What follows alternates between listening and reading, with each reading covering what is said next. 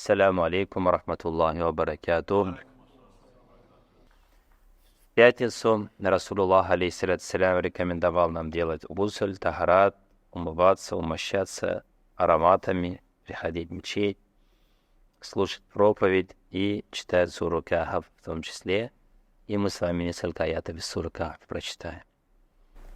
أعوذ بالله من الشيطان الرجيم بسم الله الرحمن الرحيم ويوم نسير الجبال وترى الأرض بارزة وحشرناهم فلم نغادر منهم أحدا وعرضوا على ربك صفا لقد جئتمونا كما خلقناكم أول مرة بل زعمتم أن لن نجعل لكم موعدا ووضع الكتاب فترى المجرمين مشفقين مما فيه ويقولون يا ويلتنا ما لهذا الكتاب لا يغادر صغيرة ولا كبيرة إلا أحصاها ووجدوا ما عملوا حاضرا ولا يظلم ربك أحدا صدق الله العظيم وبلغنا رسوله الكريم ونحن على ذلك من الشاهدين. Великий Аллах сказал истину, довел эту истину его благородный посланник, пророк Мухаммад, саллаллаху алейхи вассалям. Мы услышали эти слова и являемся одними из свидетелей. В судный день Всевышний нас обязательно призовет и скажет: «Халь баллага Мухаммадун», довел ли вам Мухаммад мои слова? И мы ответим: да, о Аллах, довел. Вот мы сидим, Коран слушаем. И даже Аллах нас делает свидетелями за прежние народы, за прежние племена. В частности, есть хадис, где пророк алейхиссалям говорит, что Аллах сделает вас свидетелем за Нуха алейхиссалям. Когда Аллах обратится к Нуху: довел ли ты, о Нух, мои задания? Выполнил? Скажет: да, о Аллах, довел. Народ его тоже воскресить спросит: вот мой пророк Нух, довел он вам? Скажет: нет, мы не знаем его, он нам ничего не говорил, мы не слышали, это нам не задавали, мы это не проходили, как студенты, когда не хотят двоек получать. Вот, Аллах скажет, у Нуха алейхиссалям спросит: кто же тебе свидетелем будет, что ты довел? Он скажет: Мухаммад, саллаллаху, и его община. И Аллах нас с вами поднимет, скажет: скажите, это Нух, пророк, он довел ли мои слова до народа? Мы скажем: да, довел. Откуда знаете? Книгу твою читали, о Аллах, в твоей книге написано было, что пришел Нух, 950 лет свой народ призывал. Поэтому для нас с вами очень большая честь быть последователями Мухаммада, саллаллаху алейхи вассалям, читать книгу Аллаха Джалля Джалялю, знать, что и в ней есть. Ну и, конечно, самое главное, надо применять то, что мы узнали, и не быть похожими на ослов, которые несут священные книги.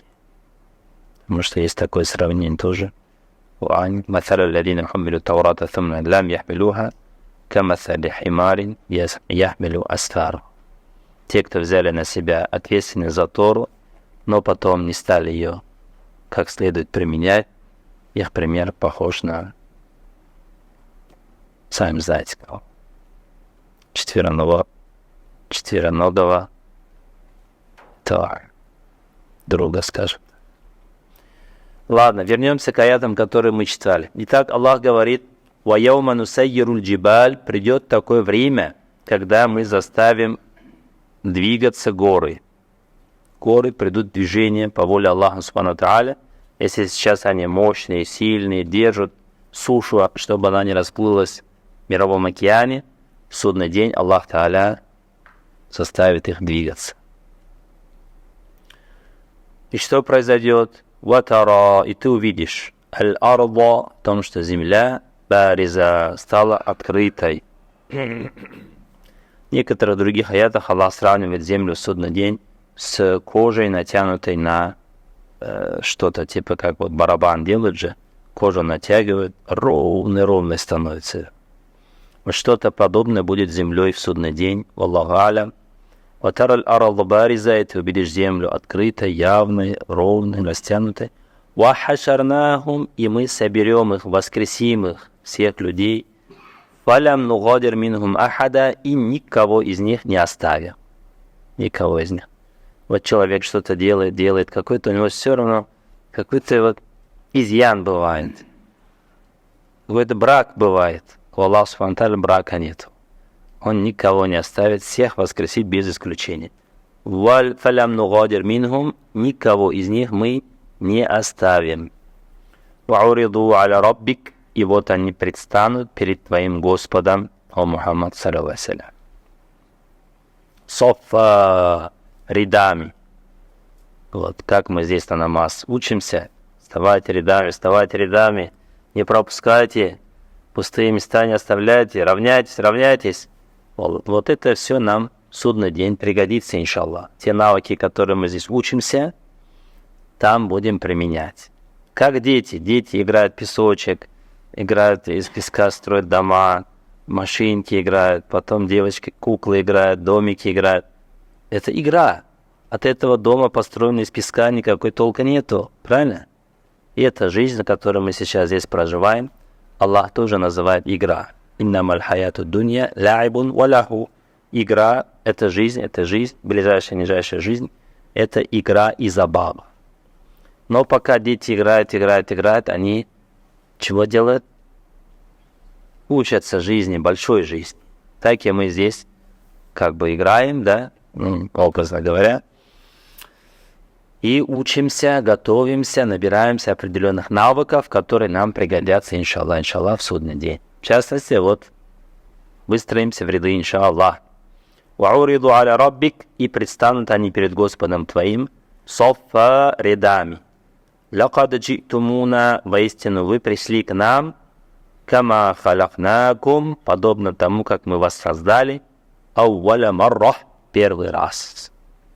Первый раз мы пришли из чрева матерей, ничего не имели. Ни рубашки нету, ни носки нету, ничего нет. Никакой инструмент, чемодан, ничего. Все. Голый.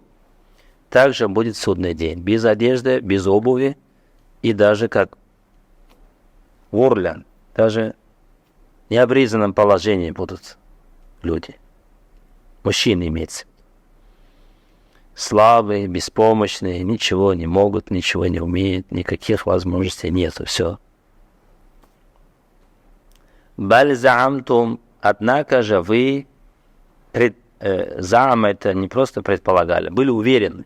Баль заамтум, однако же вы были уверены, аллан наджаля лакум мауида, то, что мы не установим для вас срок. Думали, будете вечно жить. Жили так, как будто живете вечно. Без каких-то усердий для ахирата, без каких-то стараний для будущего.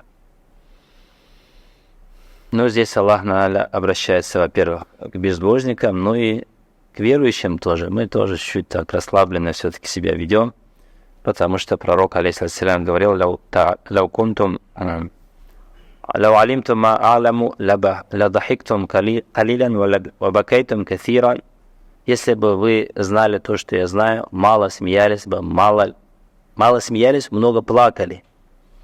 Оставили бы своих женщин и пошли бы по улицам, и по дорогам, и по горам, и плакали, и горевали бы, печалились бы. Но мы в недостаточной степени познали своего Господа, поэтому можем себе позволить так легко ходить, но пророк Мухаммад, алейхиссалям, он мог ночами плакать и выстаивать намазы, так что у него ноги опухали. И когда спрашивали его близкие люди, зачем так себя напрягаешь, я Расул Аллах, разве Аллах тебе не простил? Разве Аллах тебе не простил то, что было, то, что будет? И он говорил, разве я не буду благодарным рабом за все? Дай Аллах нам тоже быть, хотя бы чуть-чуть быть похожим на пророка, алейхиссалям, быть благодарным. Вавуду аль-китаб, и тогда представят книгу, фатар аль-муджримин, и ты увидишь тогда преступников, мушфикина, полных страха, мимма фиги, от того, что в этой книге есть. Ваякулун, будут они говорить: я вайлятана, о горе нам, мали хадаль китаб, что это за книга? Ля югадиру сагира валя кабира, не оставила ничего малого, ничего великого, илля ахсаха, кроме как все зафиксировала.